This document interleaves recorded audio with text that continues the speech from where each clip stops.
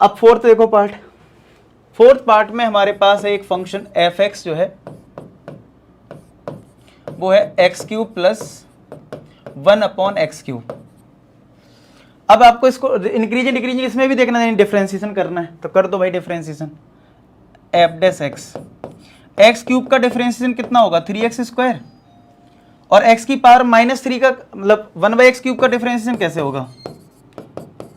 क्या 1/x³ को हम लोग x की पावर -3 लिखेंगे तो -3 x की पावर n-1, n x की पावर n-1, तो क्या वो -3 x की पावर -4 आएगा? देखो ठीक है, समझ में आ गया। 1/x³ को मैंने अलग से करके दिखा दिया, तो ये बन गया 3x² -3/x की पावर 4, 3 कॉमन ले लो तो x² -1/x की पावर 4 एफ डैश एक्स, तो F dash X equal to 3, यहाँ पे x की पावर 4 कॉमन ले लो तो ये x की पावर 6 -1 आ जाएगा।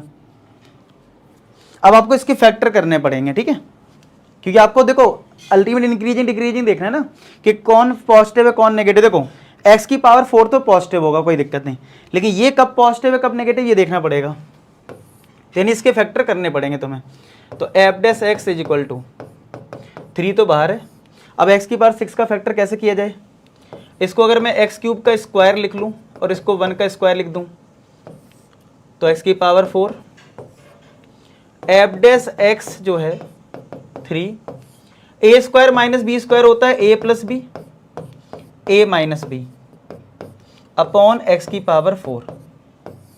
अब यहाँ पे एक बहुत इंटरेस्टिंग चीज़ आप सीखोगे, तो F dash X equal to 3, a³ इसमें क्यूब लगा लो, a³ + b³ की आइडेंटिटी लगाओ, a + b, a² + b² - ab यानी -x, a³ - b³ की आइडेंटिटी लगा लो, a - b, a² + b² plus का ab।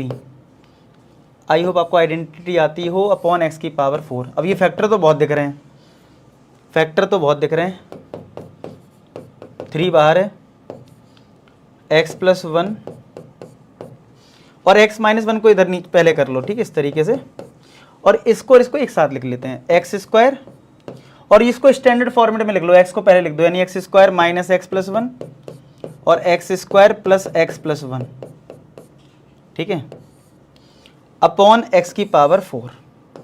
सर अब इसमें कैसे पता लगाएं इतने सारे फैक्टर्स में, ठीक है, आपको याद हो अगर किसी भी फैक्टर के मल्टीप्लाई, बहुत सारे फैक्टर मल्टीप्लाई में हैं, बहुत सारे फैक्टर जो हैं अगर वो मल्टीप्लाई में है और हमें देखना है कि वो कहाँ पॉजिटिव है कहाँ नेगेटिव है, तो मैंने आपको नंबर लाइन वाला रूल बता रखा है, एक मैंने आपको नंबर लाइन वाला रूल बता रखा है ना, जिससे आप ये देखते हो कहाँ पॉजिटिव है कहाँ नेगेटिव।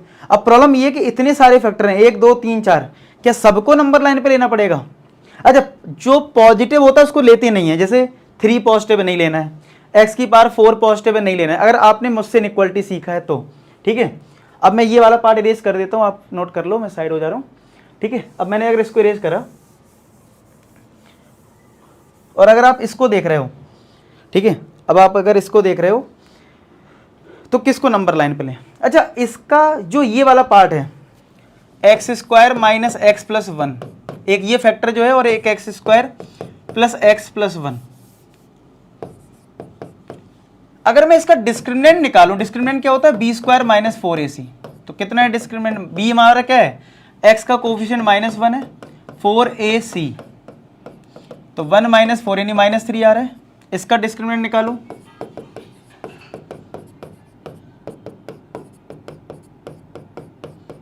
तो ये भी 1 - 4 से -3 आ रहा है, यानी डिस्क्रिमिनेंट जो है वो नेगेटिव आ रहा है। कैसा आ रहा है?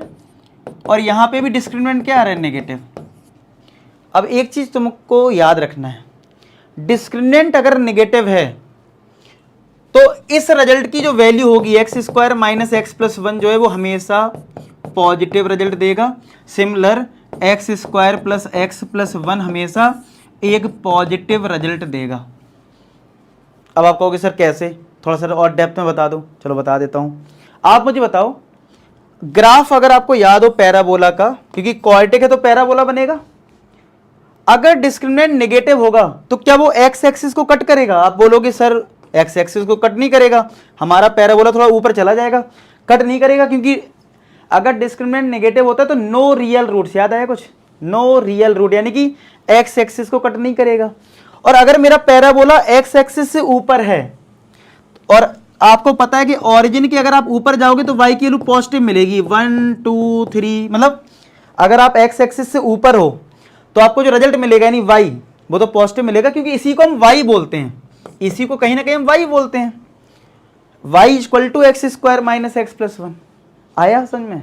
तो याद रखना कभी भी किसी क्वाड्रेटिक में डिस्क्रिमिनेंट नेगेटिव, मैंने पूरा डेप्थ में बता दिया, इतना पता नहीं तुम्हें कोई बताएगा कि नहीं बताएगा, ठीक है। डिस्क्रिमिनेंट अगर लेस देन 0 है तो ये रिजल्ट पॉजिटिव है। तो जैसे अगर आपको इस एफ डैश एक्स को देखना है कहाँ पॉजिटिव है कहाँ नेगेटिव है, तो मैंने आपको बताया था कि अगर कोई पॉजिटिव नंबर है और आपको पता है ये पॉजिटिव है तो उसको नंबर लाइन लेने पे नंबर लाइन पे नहीं लेना है। जैसे 3 को नंबर लाइन पे थोड़ी ना लेते हो, एक्स की पावर 4 को नंबर लाइन पे नहीं लेना है। अब ये भी पॉजिटिव है तो इनको भी मत लो। तो तुम्हारे लिए अब सिर्फ 2 फैक्टर बचे हैं, ये और ये, इसी से डिसाइड होगा कहाँ पॉजिटिव कहाँ नेगेटिव। आप इतना नोट करो, फिर मैं आगे बताता हूँ, ठीक है। अब देखो मैं इधर बताने जा रहा हूँ।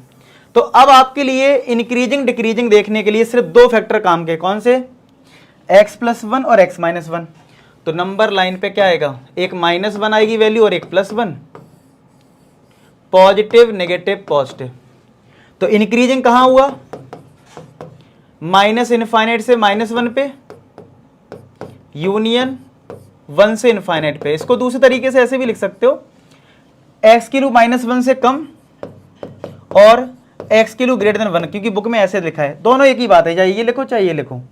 अच्छा, डिक्रीजिंग कहाँ होगा, -1 से 1 में, -1 से,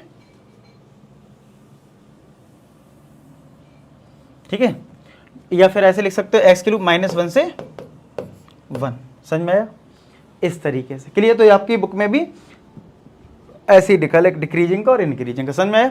इस तरीके से आपको क्वेश्चन करना होता है। आई होप आपको ये चीज समझ में आ गई हो। क्लियर है क्या, पक्का? देख लो, और कोई डाउट है तो आप पूछ सकते हो, ठीक है। अब आप कहो सर ये 0 का क्या खेल है, ये नीचे है, वैसे भी डिवाइड में है, ठीक है, वैसे भी डिवाइड में है, क्या करोगे इसका, ठीक है। तो वैसे ही x की पावर 4 कैसा रिजल्ट होता है, पॉजिटिव होता है। तो कोई भी अगर पॉजिटिव रिजल्ट है, हमें पता है ये पॉजिटिव है, तो उसको हम इन नंबर लाइन पे नहीं बनाते हैं, उसको हम नंबर लाइन पे नहीं लेते हैं, ठीक है। तो आई होप आपको ये चीज़ भी क्लियर हुई हो, ठीक है। नोट कर लीजिए इस चीज़ को। तो इस तरीके से हमारा आंसर आ गया, उसका आ गया x लेस देन -1, एक आ गया x ग्रेटर देन 1 इंक्रीजिंग का, और डिक्रीजिंग का आ गया -1 से 1, ठीक है।